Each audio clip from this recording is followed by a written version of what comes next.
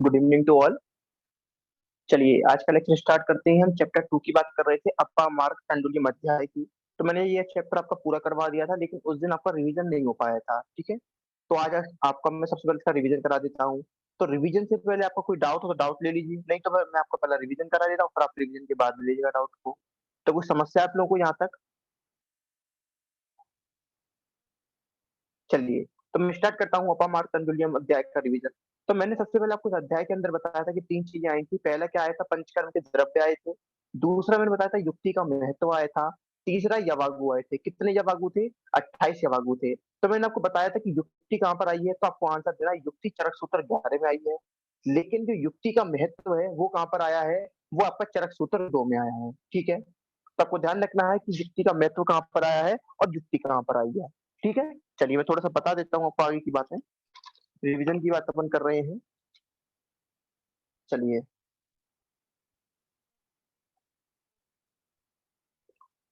तो कल तक हमारी बातें हो गई थी, क्या कहते हैं, चैप्टर 2 की हम रिवीजन कर रहे थे। सबसे पहले बात करते हैं पंचकर्म के द्रव्य की। तो जो पंचकर्म के द्रव्य थे, तो पहला आता कौन सा? शिरोविरेचन। तो शिरोविरेचन के लिए मैंने आपको क्या बताया था, आपको याद होगा, अपामार्ग। ठीक है, तो आपको याद रखना है शिरोविरेचन के लिए क्या है, अपामार्ग।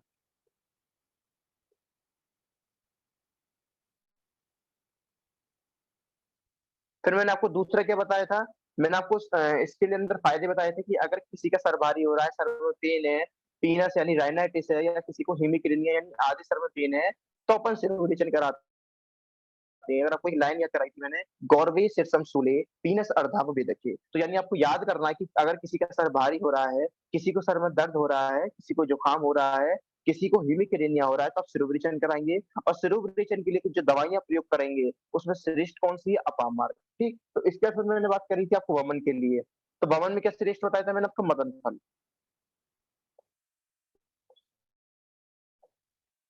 ठीक है, तो ध्यान रखना है वमन के लिए क्या है, मदन फल। ठीक है, तो फिर मैंने आपको बताया था इसके अंदर काफी सारी बातें भी मैंने आपको बताई थी कि अगर क्या कहते हैं मदन फल है, उसको वमन द्रव्य में श्रेष्ठ बताया गया है। हालांकि कुछ जगह ये भी बताया गया है कि जो मुलेठी होती है उसको भी अपन वमन के लिए प्रयोग ले सकते हैं, तो कोई नई बात नहीं है। अपन एक एक्शन के लिए काफी सारी औषधियों को एक्शन में लाते हैं। जैसे मैंने आपको पहले भी बताया था कि अगर आपको बीपी कम करना है, तो आप कहते हैं एच ब्लॉकर भी दे सकते हो, आप क्या कहते हैं एसीआई भी दे सकते हो, आप क्या कहते हैं सीसीबी भी दे सकते हो, आप क्या कहते हैं डायूरेटिक्स भी दे सकते हो। यानी एक चीज के लिए इतनी सारी मेडिसिन हमारे पास होती हैं। उसी तरीके से चरक में बताया गया है कि आप क्या कहते हैं वमन के लिए मदन फल भी दे सकते हो, मुलेठी भी दे सकते हो, नीम भी दे सकते हो, कृतवेदन भी दे सकते हो, धामर भी दे सकते हो। यानी इतनी सारी दवाइयां हैं, इतनी सारी औषधियां हैं। आप एक एक्शन के लिए इतनी सारी दवाइयों में से कोई भी दवाइयां सिलेक्ट कर सकती हैं। फिर मैंने आपको बताया था जो एला होती है, इलायची, छोटी इलायची, वो छर्दीग्न होती है। क्या होती है? छर्दीग्न। तो लिख देता हूँ, छर्दीग्न कौन होती है? एला। छर्दीन का मतलब क्या है? उल्टी को खत्म करने वाली, या उल्टी को रोकने वाली, उल्टी को रोकने वाली। इनको मॉडर्न में क्या बोलते हैं? Anti emetics. Anti emetic. Modern में आपने नाम सुन रखा होगा, आपने ले रखी होंगी एम सेट, ओंडान, एक ओंडान आती है, एक एम सेट आती है, एक क्या कहते हैं इसके अलावा बस्कोपान आती है। ये सब मॉडर्न में दवाइयां हैं। अगर किसको उल्टी आ रही होती तो अपन देते हैं ओंडान, एम सेट, बस्कोपान। ये बहुत फेमस क्या कहते हैं, पॉपुलर दवाइयां हैं जिनको आप मॉडर्न में प्रयोग करते हैं। ठीक है, अपन बात करते हैं आगे की। चलिए, तो अब इसके बाद मैंने आपको बताया था विरेचन के लिए। तो विरेचन के लिए आप श्रेष्ठ क्या यूज करेंगे? त्रिव्रत। क्या यूज करेंगे? त्रिव्रत। तो मैंने आपको याद कराने के लिए बताया था, आपको 5-6 याद करने। पहला त्रिव्रत और त्रिफला एक साथ याद करेंगे, दंती द्रवंती एक साथ याद करेंगे, उसके बाद द्राक्षा, मुनक्का। ठीक है, तो आपको याद करना है त्रिव्रत, त्रिफला, द्रंती, द्रवंती और द्राक्षा। ये 5 नाम आपको याद करने थे। किसमें? विरेचन में। विरेचन का मतलब क्या होता है? एक तरीके से परगेटिव्स, एक तरीके से परगेटिव्स। यानी अगर किसी को कॉन्स्टिपेशन है, या क्या कहते हैं किसी के पेट में विबंध है, तो उसको खत्म करने के लिए जिन दवाइयों को अपन प्रयोग करते हैं, दैट इज परगेटिव। ठीक है, तो वो ध्यान करना है ये।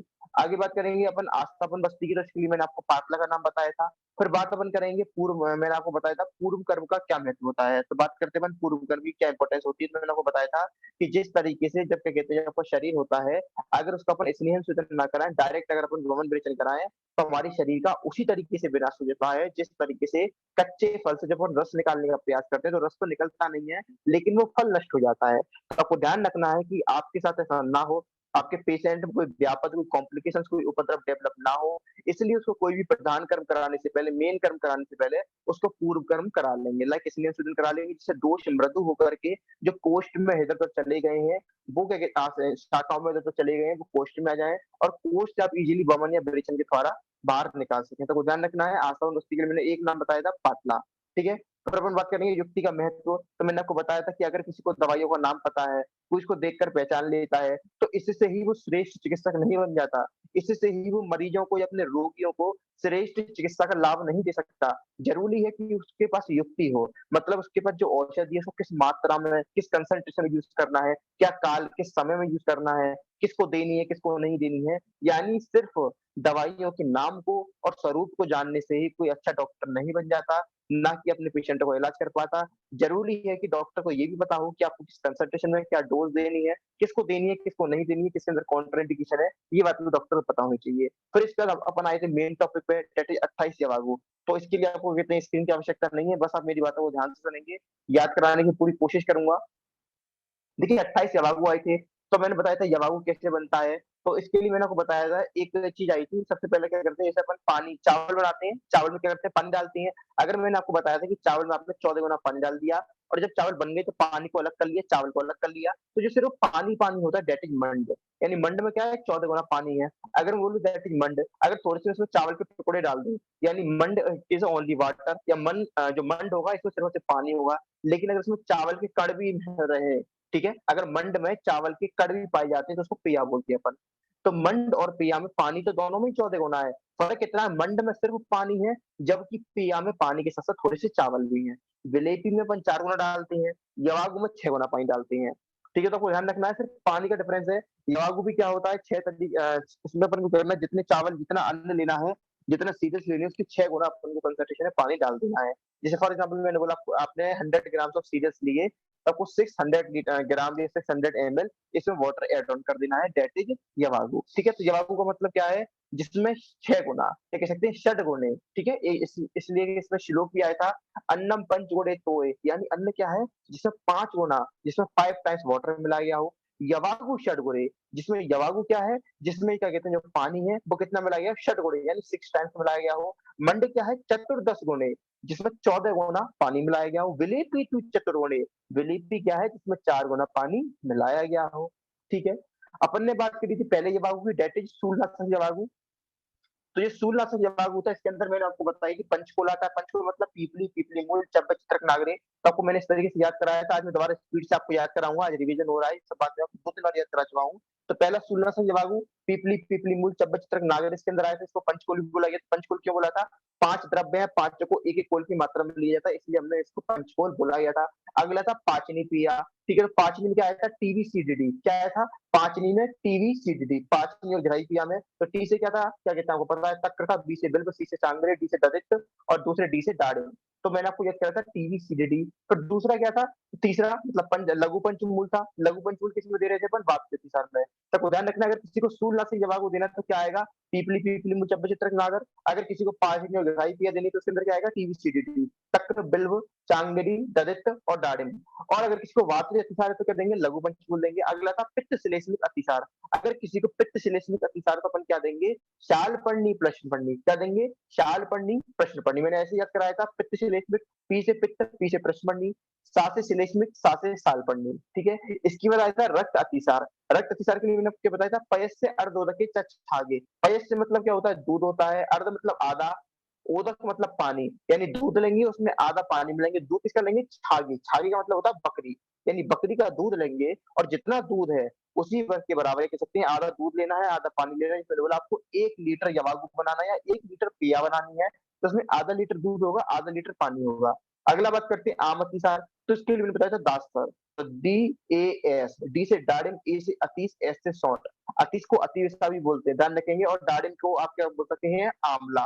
तो इसके लिए एक टर्म और आया था सा आंवला, सा आंवला, सा नागरम, सा आमे। ठीक है? तो आपको ध्यान रखना है, सा आंवला, सा नागरम, सा अतिविषा। ठीक है? मूत्र कृषि के लिए 2 नाम आए थे, गोखरू और बटकटैया। गोखरू क्या बोलते हैं? स्वदंष्टा, बटकटैया क्या बोलते हैं? कंटकारी। तो आपको ध्यान रखना है मूत्र कृषि के लिए स्वदंष्टा और कंटकारी। कृमिंगनी के लिए क्या आया था? बिडंगा नाम, कृमिंगनी, बिडंगा नाम। ठीक है? तो आपको ध्यान रखना है कि क्या कहते हैं? कृमिंगनम, बिडंगा नाम। ठीक है? तो आपको ध्यान रखना है कि अगर कहीं भी कृमि है, कहीं भी मतलब कहते हैं कृमि है, तो वहाँ पे क्या श्रेष्ठ बताया गया है? बिडंग श्रेष्ठ बताया गया है।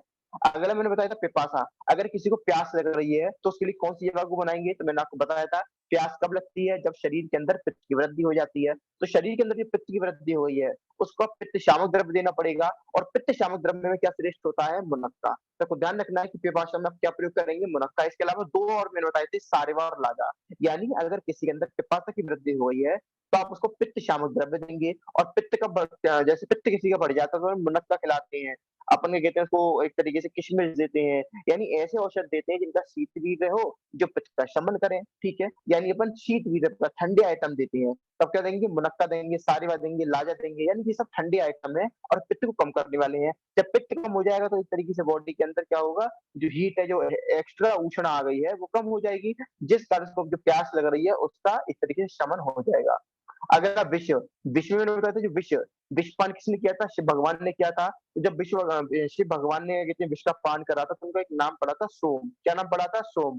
तो उसी नाम पर एक प्लांट पड़ा सोमराजी। जिस तरीके से भगवान शिव ने विष को हर लिया था, उसी तरीके से सोमराजी विष को हर लेता है। तो जिस कारण कहते हैं सोमराजी कहलाया विषनाशक। ठीक है? सोमराजी कहलाया विषनाशक। तो आपको ध्यान रखना है कि जब भी विषनाशक दवाओं की बात आएगी, तो आप एक नाम लोगे सोमराजी। और सोमराजी किसको बोलते हैं? भाकुची को ही सोमराजी बोलते हैं। ये सब द्रव्यों की बात है। क्या कहते हैं कि नागर क्या है? क्या कहते हैं आद्रक क्या है? क्या कहते हैं सोमराजी क्या चीज़ है? ये सब बातें आप द्रव्यों में पढ़ेंगे, लेकिन जहाँ-जहाँ जितनी आ रही हैं, तो मैं यहाँ पर आपको बता दे रहा हूँ। अगला मैंने बताया था, कोई ज़्यादा पतला है, तो उसको मोटा करने के लिए क्या करेंगे अपन? वरा निरूग, सूअर का मांस खिलाएँगे। कोई क्या कहते हैं ज़्यादा पतला, कोई ज़्यादा मोटा हो गया है, कोई ज़्यादा पतला है तो मोटा करना है तो मांस खिला दो, किसका मांस? सूअर का मांस खिला दो। और अगर कोई ज़्यादा मोटा हो गया है, उसको पतला करना, तो इसके लिए एक शब्द आया था गवेदुक नानाम। क्या बोला था? गवेदुक नानाम, ठीक है? तो गवेदुक नानाम, ठीक है? तो आपको ये ध्यान रखना है, मोटे के लिए क्या खिलाएँगे? गवेदुक नाम। और कहते हैं पतले के लिए क्या खिलाएँगे? वरा निरू। वरा मतलब सूअर, निरू मतलब मांस। तो गवेदुक में क्या आ जाता है? मकई आ जाती है, बाजरा आ जाता है, जनेरा आ जाता है, जुनेरी आ जाती है, ये सब आइटम आ जाते हैं। हम 2-3 नाम याद कर लेंगे, ज्वार बाजरा करके। तो ये क्या करते हैं, अगर कोई मोटा हो गया है, तो आपको इन सब आइटम्स की जवागु बनानी है, उसका सेवन कराना है, जिससे क्या हो, उसका जो फैट है, वो कम हो। फिर अगली मैंने बताई थी स्नेहन, किसी का स्नेहन कराना है तो आप क्या करेंगे? सर्पिसमति बहुतला स्नेहिनी, यानी क्या करेंगे? काफ़ी सारे तिल लेंगे, तिल में क्या कहते हैं घी मिला देंगे और घी के साथ थोड़ा-सा नमक मिला देंगे। तो करना है, तिल लेने हैं, तिल में नमक डाल देना, घी डाल देना, मिला के खिला देंगे, बस सिंपल। कोई ज़्यादा क्या कहते हैं रूक्षण हो गया है, या आप कह सकते हो किसी का रूक्षण करना है, तो स्नेहन के लिए तो मैंने बता दिया, स्नेहन करना है तो क्या करो? तिल लो, तिल में घी मिलाओ, नमक मिलाओ, खिला दो। किसी का रूक्षण करना तो अपन क्या करेंगे? कुश आमलक निरो, कुश कुश एक प्लांट है, उसकी मूल लेंगे, आमल की लेंगे, आमल आमल का लेंगे और क्या लेंगे? शामक लेंगे। यानी कुश का मूल लेना है, आमल का लेना है और शामक लेना है, ठीक है? फिर मैंने बताया था किसी को श्वास-काश में दिक्कत आ रही है तो क्या लेंगे? आपको बताया था दशमूल। श्वास-काश के लिए क्या श्रेष्ठ है? दशमूल। फिर मैंने बताया था अगर किसी को पकवाशय में पेन हो रहा है, तो मैंने बताया था पकवाशय रोजा हो रहा है, तो हर दर्द की एक दवाई दारू, मदिरा। यानी वो क्या करना है? मदिरा लेनी है, मदिरा के साथ क्या लेना है? पकवाशय के लिए, पकवाशय वात की दिक्कत हो जाती है, जिस कारण क्या कहते हैं वहाँ पे रूक्षता हो जाती है, रूक्षता को खत्म करने के लिए अपन क्या देंगे? इसने देंगे। तो क्या करना है? एक तो आपको मैंने बता दिया दर्द के लिए क्या हो गई? मदिरा हो गई। दूसरा आपको यमक ले लेना है, कोई भी 2 स्नेह का मिश्रण आपको ले लेना है। घी तेल जनरली लेते हैं, आप कोई भी 2 ले सकते हो, गरम तेल, वसा मध्या में से। तो बताया मैंने क्या? श्वास-काश में 10 मूल, अगर किसी को पक्वाशय में पेन हो रहा है, पक्वाशय का रोजा हो रहा है, तो एक तो मदिरा, मदिरा के साथ आपको यमक ले लेना है। अगला है रेचक, तो मैंने बताया था 2 चीज़ें आती हैं, एक होता है रेचक और एक होता है भेदन। रेचक मतलब उसको पिघला करके निकालना, भेदन मतलब उसको तोड़ करके निकालना, ठीक है? तो रेचन मैंने आपको बताया था, रेचन के लिए क्या शब्द आया था? मस्ट, M-U-S-T, एम से मास, यू से उड़द, एस से क्या होता है? शाक, टी से तिल। दूसरा क्या था? भेदन। भेदन के लिए मैंने आपको बताया था यवछार, सबसे इम्पोर्टेंट था यवछार और चित्रक। फिर आती है गिराही। गिराई के लिए मैंने बताया था अगर किसी का डायरिया हो रहा है या किसी को दस्त लग गए तो उनके गिराते हैं, गिराई देते हैं मतलब उसके मल को बाँधते हैं, रोकते हैं, ठीक है? तो रोकने के लिए क्या मैंने बताया था, आप गुठली, जामुन की गुठली, आम की गुठली ये सब आप उसको देंगे, ठीक है? फिर बात करते हैं वात अनुलोमन, अगर किसी अगर कहते हैं आपको वात अनुलोमन करना तो एक नाम याद करेंगे अविनाश, हरेश की, ठीक? फिर इसमें थोड़ी-सी बात और रह गई थी घृत और तेल व्यापक। अगर किसी को घृत का ज़्यादा आपने अतियोग करा दिया है या तेल का अतियोग करा दिया, तो क्या-क्या कॉम्प्लिकेशंस आएँगे? फिर उन कॉम्प्लिकेशंस को शांत करने के लिए आप क्या-क्या दे सकते हो? तो मैंने बताया था कि अगर आपने घृत का सेवन ज़्यादा करा दिया है, जो कॉम्प्लिकेशंस आएँगे उनको क्या बोला जाएगा? घृत व्यापक। अगर आपने तेल का सेवन ज़्यादा करा दिया है, फिर उससे जो कॉम्प्लिकेशंस आएँगे दैट इज़ तेल व्यापक। यानी घृत का अति सेवन करने के कारण जो लक्षण आते हैं दैट इज़ घृत व्यापक। व्यापक का मतलब एक्चुअली कॉम्प्लिकेशंस है या उपद्रव है, ठीक है? तेल व्यापक मतलब तेल को ज़्यादा खाने से जो उपद्रव आ रहे हैं, जो कॉम्प्लिकेशंस आ रहे हैं दैट इज़ तेल व्यापक। अगर किसी को घृत व्यापक आ रहा है तो मैंने बताया था तक्र सिद्धा यवागु यानी तक्र में सिद्ध की गई यवागु आपको दे देनी है। और अगर किसी को तेल की व्यापक आ रहे हैं तो तेल तक्र तो देना ही है, साथ में पिंडनियाक यानी तिल की खली भी दे देनी है। तो यानी घृत व्यापक में क्या दोगे? तक्र सिद्धा यवागु, तेल व्यापक में क्या दोगे? तक्र पिंडनियाक साधुता। क्या दोगे? तक्र पिंडनियाक साधुता। आगे आया था विषम ज्वर, तो विषम ज्वर में क्या दोगे? गव्य मांस रसे, यानी गाय की मांस में सिद्ध की गई यवागु और साथ में क्या डालोगे? आंवला, आंवला भी होना चाहिए उसमें। तो ये विषम ज्वर को नष्ट करती है मैंने बताया था लेकिन आज के समय में उसको नहीं दिया था, बैन हो गई है। फिर मैंने आपको बताया था कि अगर किसी को कंठ रोग है, तो कंठ रोग में क्या लाइन आई थी? ये लाइन आपको याद करनी थी, यवा नाम यम के पिपले आमल की। यवा नाम यम के पिपलिया आमल की। फिर है शुक्र की शुरुआत में दिक्कत हो गई थी, मैंने आपको बताया था मुर्गे की मांस का रस दोगे, ठीक है? और अगर किसी को वीर्य बढ़ाना तो मैंने बताया था घी, दूध और उसमें क्या कहते हैं क्या करोगे? सामास मतलब उड़द की दाल डाल दोगे। यानी घृत घी लोगे, दूध लोगे, उसमें उड़द की दाल डालोगे और उससे यवागु बनाओगे तो वो वीर्य को बढ़ाएगी। अगर किसी की शुक्र व स्रोतस्सु दृष्टि है, तो मुर्गे की मांस का रस से यवागु बनाओगे।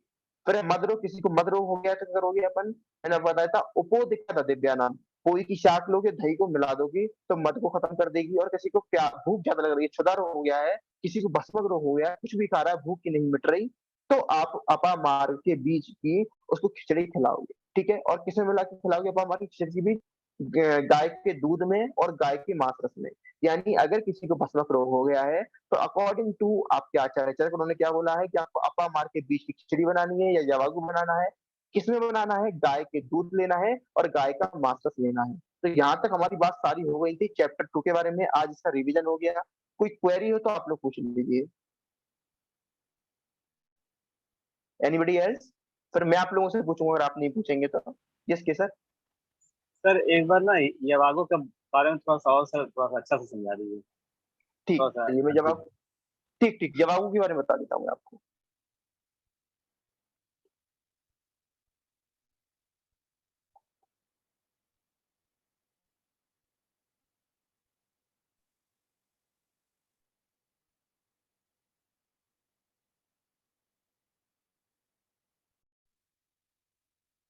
चलिए यवागु, देखिए बेसिकली ये यवागु होता है डिटेल में अपन किसमें पढ़ते हैं? भेषज में, तो आपको ध्यान रखना डिटेल में तो अपन वहीं पढ़ेंगे भेषज की कल्पना में। लेकिन यहाँ पर मैं आपको बता देता हूँ जिससे आगे की बात समझ में आ जाए। तो सबसे पहले यवागु पढ़ने से पहले मैं आपको थोड़ा-सा मंड पढ़ा देता हूँ, मंड। तो देखिए मंड के लिए मैंने क्या करा था, आपको बता दें जैसे मैंने चावल लिया, ठीक है? चावल, तो मैंने चावल में क्या करा जितना चावल लिया था उसको 14 टाइम्स क्या ले लिया वाटर। फॉर एग्जांपल मैंने 1 किलो चावल लिया था, तो उसका 14 टाइम्स ले लिया, 14 लीटर वाटर, ठीक है?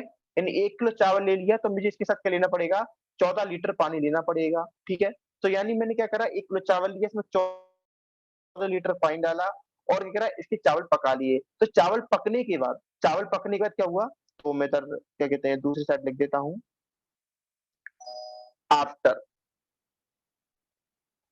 अब क्या हुआ? चावल क्या हो गए? आपके राइस क्या हुआ? कंप्लीट बन गए यानी कि पक गए आपके चावल। तो आप क्या करेंगे?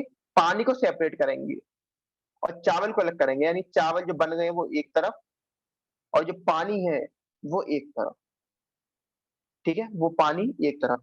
तो जो पानी है सिर्फ पानी, इसको अपन क्या बोलते हैं? मंड बोलते हैं। क्या बोलते हैं? मंड बोलते हैं। लेकिन अगर मैं बोलूँ कि अगर मैं पानी में से चावल अलग ना करूँ, ठीक है? अगर मैं पानी में से चावल अलग ना करूँ, तो इस पूरी को अपन क्या बोलते हैं? पेय बोलते हैं।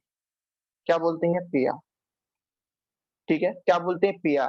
यानी अगर मैं जो क्या कहते हैं आपका चावल बने हैं उसमें से पानी अलग नहीं कर रहा, तो कंप्लीट को ग्रॉस को क्या बोल रहे हैं? पिया बोल रहे हैं।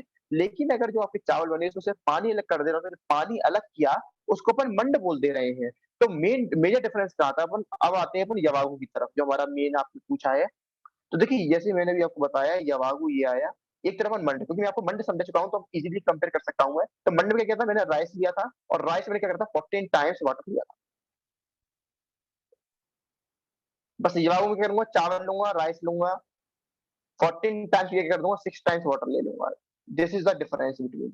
तो अब आपको यवागु क्लियर हुआ होगा कि यवागु क्या होता है। जैसे मंड में हमने क्या करा था, 14 गुना पानी लिया था, जब कभी आपको मंड बनाना पड़ेगा, तो चावल का 14 गुना पानी लेना पड़ेगा। लेकिन अगर आपको यवागु बनाना है, तो 14 गुना ना लेकर के आपको 6 गुना उसके साथ पानी या द्रव लेना है। क्लियर है कि सर?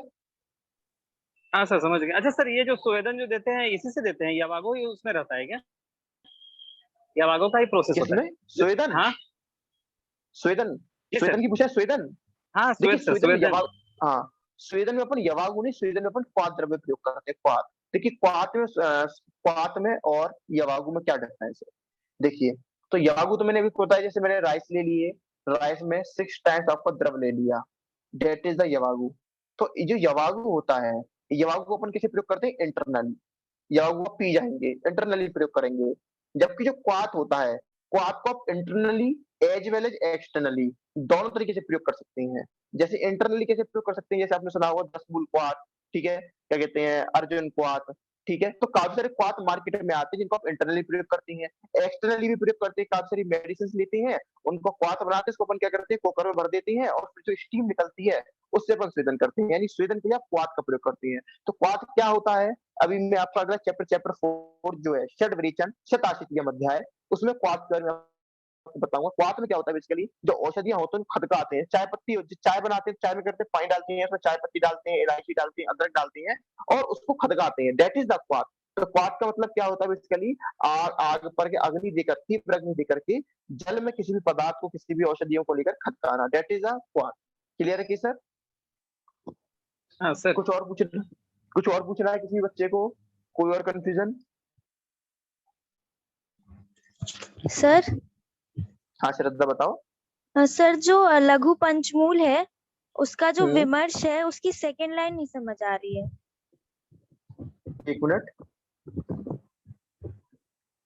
अच्छा, इसमें ये लिख रहा है कि पाचन और गहराई औषधियों को प्रयोग प्राय अतिसार में किया जाता है। अतः अतिसार का प्रसंग मानकर दूसरी क्रिया को वातज अतिसार नाशक कहा गया है। तो ये लाइन आपको समझ में नहीं आ रही है? जी सर। ठीक, मैं इस लाइन को भी समझा देता हूँ आपको। देखिए, तो मैंने आपको बताया कि इसमें एक श्लोक के अंदर 2 क्रियाएँ बताई गई हैं, ठीक है? एक श्लोक हम्म। 1 मिनट। जैसे कि पहला इसमें एक श्लोक आया था, ददित बिल्व चांगेरी चक्र दाड़िम शारिता। तो ये आधा श्लोक था। फिर दूसरे श्लोक में दूसरी लाइन में क्या बोला? पात्नी ग्रहणी प्रिया सा बातें पंचमूले की। इन्होंने ये बोला पहली लाइन में कि अगर किसी को पातनी और गहराई क्रिया देनी है, तो उसके लिए आप क्या लेंगे? ददित ले सकते हैं, बिल्व, चांगेरी, इन सबको मिला करके एक क्रिया तैयार करेंगे। तो जो क्रिया होगी पातनी लेकर के होगी, मतलब किसी का पाचन करेगी। अगर कोई आम की उत्पत्ति हुई है या पाचन नहीं हो रहा, तो उसके लिए अपन 5 नहीं दे देंगे। पहली लाइन तो ये कह रही है। दूसरी लाइन कह रही है, पातनी ग्रहणी क्रिया सा बातें पंचमूल की। अगर किसी को वातज अतिसार है, ठीक है? वातज अतिसार। देखिए गहराई का मतलब क्या होता है? मैंने आपको ऑलरेडी बताया था गहराई। देखिए गहराई का मतलब होता है, देखिए श्रद्धा अपना माइक क्लोज़ कर लीजिए, थोड़ा क्या कहते हैं आवाज़ कर रहा है वो, थोड़ा माइक क्लोज़ कर लीजिए। देखिए गहराई का मतलब क्या होता है, मैंने बताया था कभी भी किसी को डायरिया है, ठीक है? किसी को डायरिया है, तो अपन क्या करते हैं उसको एंटी फ्लूइड थेरेपी देते हैं, यानी उसकी बॉडी के अंदर जो फ्लूइड है, उसका मेंटेनेंस करते हैं। डायरिया के लिए ट्रीटमेंट यही होता है कि सबसे पहले आपको बॉडी का फ्लूइड मेंटेनेंस करना है। तो बॉडी का फ्लूइड मेंटेनेंस करना यानी 2 तरीके से कर सकते हो, या तो फ्लूइड दे दो उसको, या तो फ्लूइड दे दो, बोतल चढ़ा दो, या फिर क्या करते हो जो बॉडी से एक्स्ट्रा फ्लूइड निकल रहा है उसको रोक दो, ठीक है? या तो बॉडी में पानी की कमी हो रही है तो पानी को और पिला दो, या फिर सबसे बेस्ट रहता है पानी को रोक दो। क्योंकि आप कितना भी पानी पिलाते जाओ लेकिन अगर वो बार-बार डायरिया जा रहा है, कर रहा है, तो फ्लूइड ऑलरेडी कम होता जाएगा। तो अपन क्या करेंगे, ऐसी कंडीशन अपन क्या करते हैं, उसको रोकते हैं। क्या करते हैं? रोकते हैं, स्तंभन करते हैं। आयरन ओल तो क्या बोलते हैं? स्तंभन। अब स्तंभन को ही अपन क्या बोलते हैं? गिराही। थोड़ा-सा डिफरेंस होता है स्तंभन गिराही में। अभी टॉपिक आएगा तो वहाँ पे जाऊँगा, लंबा टॉपिक है। प्रलप को इतना ध्यान रखना है कि स्तंभन का मतलब भी रोकना होता है, गिराई का मतलब भी रोकना होता है, थोड़ा-सा डिफरेंस आगे बात करेंगे। अब देखिए गिराई और स्तंभन दोनों अपन रोक रहे हैं। जब अपन रोक रहे हैं, तो एक तरीके से इसका प्रयोग किसमें अपन कर रहे हैं? अतिसार में। डायरिया मतलब अतिसार ही तो होता है, यानी अतिसार में आप गिराई का प्रयोग कर रहे हैं। अतिसार में जहाँ समझ में ना आए वहाँ रोक देना श्रद्धा। तो मैंने आपको बताया कि अतिसार में अब गिराई करना है। ये चिकित्सा होती है अतिसार की कि आपको गिराही का सेवन करवाना है या गिराई अन्नपान या गिराई औषध का सेवन करवाना है। यानी जो चीज़ बह रही है उसको रोकना है। तो उसके लिए उन्होंने बोला, आप इसके लिए क्या प्रयोग करेंगे? देखिए अतिसार भी काफ़ी सारी रीज़न से होता है। किसी को वात अतिसार है मतलब उसको वात दोष के कारण हुआ है, किसी को पित्त अतिसार है, किसी को रक्त अतिसार है, यानी काफ़ी प्रकार के अतिसार है, किसी को आम अतिसार है। यानी अतिसार के भी अलग-अलग आचरण, अलग-अलग प्रकार बताए, कोई ने 5 बोले, किसी ने 8 बोले हैं। तो अभी आपको उतने नहीं पढ़ने, जब आप क्या कहते हैं थर्ड ईयर में चिकित्सा पढ़ेंगे, तब आपको पढ़ने को मिलेगा कि कितने को किस आचरण ने कितने प्रकार के अतिसार बताए हैं। तब वहाँ पे चैप्टर 20 आएगा अतिसार के बारे में, तब अपन वहाँ पे पढ़ेंगे। फिलहाल यहाँ पर ये कह रहा है कि अगर किसी को वातज अतिसार है, वातज अतिसार, तो अपन क्या देंगे इस केस में? लघु पंचभुज देंगे। और एक लाइन में ये श्लोक में फॉर एग्जांपल ये श्लोक दे रखा है आपका, श्लोक है ये 19, श्लोक नंबर 19 है ये। इस 19 का जो फर्स्ट हाफ है, इस 19 की फर्स्ट हाफ है, इसमें किसके बारे में बोला गया? पाचनी और ग्राही क्रिया के बारे में। और जो सेकंड हाफ है, इसमें किसके बारे में बोला गया? लघु पंचमूल, जो किसके लिए दे रहे हैं? वातज अतिसार के लिए। तो यही बोल रहा है ये कि पहली पहली ये पाचनी है, दूसरी क्या है? ये गिराई है। यानी पहली पाचनी है, यानी पहले अपन पाचन के लिए दे रहे हैं, दूसरी गिराई के लिए दे रहे हैं। इन्होंने हेडिंग कंफ्यूजन कर दिया, हालाँकि इनको ये नहीं लिखना चाहिए था, पाचन तथा गिराई क्रिया नहीं लिखना चाहिए था। इनको पाचनी ऊपर लिखना चाहिए था, गिराई क्रिया नीचे लिखना चाहिए था। अगर पाचनी ऊपर लिखते, तब पहली लाइन वाले पाचनी हो जाते, दूसरी लाइन वाले गिराई हो जाते। ठीक है? तो यही कह रहा है कि पहली पाचनी है, दूसरी गिराई है। पाचन और गिराई औषधियों का प्रयोग प्राय अतिसार में किया जाता है। देखिए जब अतिसार होता है तो क्या हो जाता है? अतिसार क्यों हो रहा है? आपका पेट खराब हो गया है, इतना जान रहे हैं। जब पेट खराब हो जाता है तो मतलब आम की उत्पत्ति हो गई है। आम की उत्पत्ति हुई तो अपन को पाचन करना है। कभी भी डायरिया में डायरेक्ट अपन स्तंभन नहीं करते। अगर किसी को दस्त लग गए हैं तो सीधे आप स्तंभन नहीं करेंगे, उनको क्वैक्स बोलते हैं। ठीक है? मार्केट में एक दवाई है, अगर आप लोगों ने सुना होगा, लोपेरामाइड। तो क्या होती है, जो क्वैक्स होते हैं, जो जानते नहीं है, उन्होंने ढंग से फिजियोलॉजी नहीं पढ़ी, वो क्या हुआ, कोई पेशेंट आया कि डॉक्टर साहब मुझे 1 हफ्ते से दस्त लग रहा है, रोक ही नहीं रहे, तो क्या करा? उन्होंने क्या लिख दिया? लोपेरामाइड। वो जाएगा, खाएगा, शाम तक आराम मिल जाएगा, कहेगा डॉक्टर साहब ने बड़ा अच्छा करा। लेकिन क्या होगा इससे? देखिए डायरिया क्या होता है, एक तरीके की जैसे फीवर है, उसी तरीके से डायरिया होता है। ये एक तरीके का बॉडी का इम्यून रिस्पॉन्स होता है, जो फर्दर इन्फेक्शंस को होने से रोकता है डायरिया। ठीक है? ये बात आप मानते हैं कि जिस तरीके से फीवर होता है, बॉडी का सलाइवा होता है, एसिड होता है, ये क्या कर रहे हैं? फर्दर इन्फेक्शंस को, फॉरेन पार्टिकल्स को आने से रोकते हैं। उसी तरीके से डायरिया होता है, वो भी आपके अंदर जो वेस्ट मटेरियल है, आपके अंदर जो बैक्टीरिया ग्रो कर रहे हैं, एक तरीके से उनको बाहर निकालने का काम करता है, लेकिन आपने क्या करा? उसको रोक दिया। अब आप ये बताइए कि आपका 1 हफ्ते से पेट खराब है, 1 हफ्ते से आपको दस्त लग रहे हैं, तो ज़ाहिर-सी बात है 1 हफ्ते के अंदर ऑलरेडी इन्फेक्शन हो गया होगा, और इन्फेक्शन हो गया हो तो अच्छी बात है, वो इन्फेक्शन डायरिया के थ्रू बाहर निकलना है। लेकिन आपने क्या करा? उस इन्फेक्शन को खत्म करने की जगह आपने कर दिया सीधे लोपेरामाइड लिख दी, जिससे क्या हो गया? वो इन्फेक्शन तो रुका नहीं, लेकिन वो जो डायरिया था, वो डायरिया रुक गया, तो इन्फेक्शन अंदर रह गया, तो वो और बढ़ जाती है प्रॉब्लम। फिर क्या होता है? परफोरेशन हो जाती है, यानी पेशेंट डेथ तक हो सकती है इस कंडीशन में।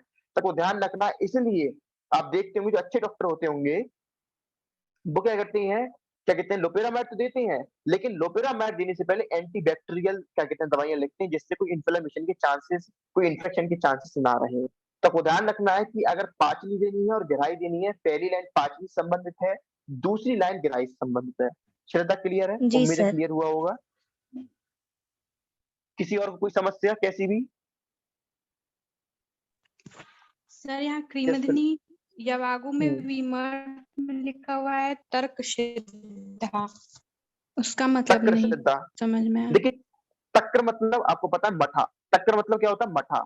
अब सिद्धा मतलब उसमें सिद्ध कर लेना, जैसे मैंने क्या बोला, सिद्ध मतलब एक तरीके से होता है, उसमें क्या कहते हैं उबाल लेना, या एक तरीके से उसमें मिला लेना, दैट इज़ सिद्धा। जैसे मैंने क्या बोला कि आपको अश्वगंधा को दूध में सिद्ध कर लेना है, या अश्वगंधा को क्षीर में सिद्ध कर लेना है। तो उससे क्या मतलब है? आपको अश्वगंधा लेना है, दूध में डालना है, दूध को इतना खदकाना है कि दूध है वो रबड़ी की तरह गाढ़ा गाढ़ा हो जाए, मलाई की तरह गाढ़ा हो जाए। तो हम क्या बोलेंगे कि हमने अश्वगंधा को क्षीर पाक कर लिया। ये क्षीर पाक मतलब क्या होता है कि अश्वगंधा को अपन दूध में इतना गर्म करते हैं कि जो दूध होता है पानी की तरह ना होकर के एकदम रबड़ी की तरह कंसंट्रेटेड हो जाता है। दैट इज़ द क्षीर सिद्ध अश्वगंधा। तो उसी तरीके से तक्र सिद्ध होता है, तक्र में किसी औषधि को मिलाकर के आप गर्म कर लें या मिला लें, सिंपल दैट इज़ तक्र सिद्ध। तो तक्र सिद्ध का सिंपल मीनिंग क्या लेंगे? किसी भी औषधि को टक्कर के साथ मिला लेना, मिक्स कर लेना, दैट इज़ तक्र सिद्ध। क्लियर है प्रियम? Yes sir. कोई और डाउट किसी का? कैसा अभी? सर हाँ, क्या सर बताओ? सर ये जो सर रक्त अतिसार जो था सर, तो इसका मतलब तो सर ब्लीडिंग डिसऑर्डर होता है ना सर? देखिए, रक्त अतिसार अपन इस तरीके से कोरिलेट कर सकते हैं, लेकिन कह नहीं सकते कि जो मॉडर्न का कहते हैं कि ये क्या कहते हैं ब्लडिंग डायरिया ही है। ठीक है, तो कह नहीं सकते अपन, लेकिन फिलहाल कहते हैं अपन को इतना ही ध्यान रखना है कि रक्त अतिसार में बेसिकली क्या बताया गया है, पयस से अर्धोदकी तक छागी। हाँ, लेकिन अगर आप क्या कहते हैं मॉडर्न के अकॉर्डिंग देखें तो आप कह सकते हैं अगर कोरिलेट करना चाहें, तो उसका मतलब तो यही होगा कि आपकी एनस के थ्रू ब्लीडिंग हो रही है। हो सकता है आपके एनल में कोई चोट लग गई, आपके रेक्टम में चोट लग गई हो सकता है इंटेस्टाइनल परफॉर्मेशन हो गया हो, जो एक तरीके से टाइफाइड का क्लिनिकल सिम्पटम है। ठीक है? तो क्या होता है कभी-कभी क्लिनिकल सिम्पटम्स भी हमें देखने को मिलते हैं।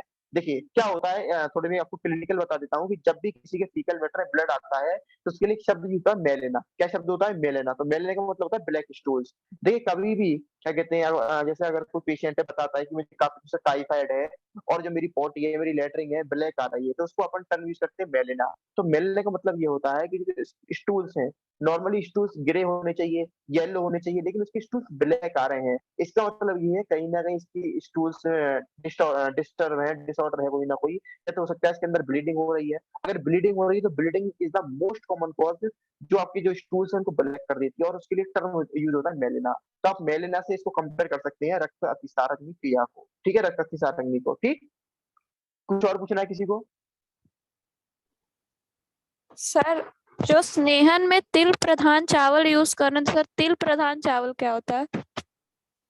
देखिए, तिल प्रधान चावल से बेसिकली इनका मीनिंग ये है कि आपको तिल लेना है, ठीक है? बेसिकली तिल प्रधान चावल का मतलब सिर्फ इनका आप ये इतना मान लीजिए कि आपको मेजरली तिल ही लेना है। तिल अलग चीज़ होती है, चावल अलग चीज़ होती है, लेकिन उन्होंने ये बोल दिया तिल प्रधान चावल, आप सिंपल इतना मानेंगे कि हमको तिल लेने हैं, ठीक है? तिल ना मिलने पर आप चावल भी ले सकती हैं, लेकिन इनके अकॉर्डिंग आपको तिल लेना है, क्योंकि तिल बेसिकली तिल का तेल भी निकाला जाता है, जो आयुर्वेद में श्रेष्ठ बताया गया है।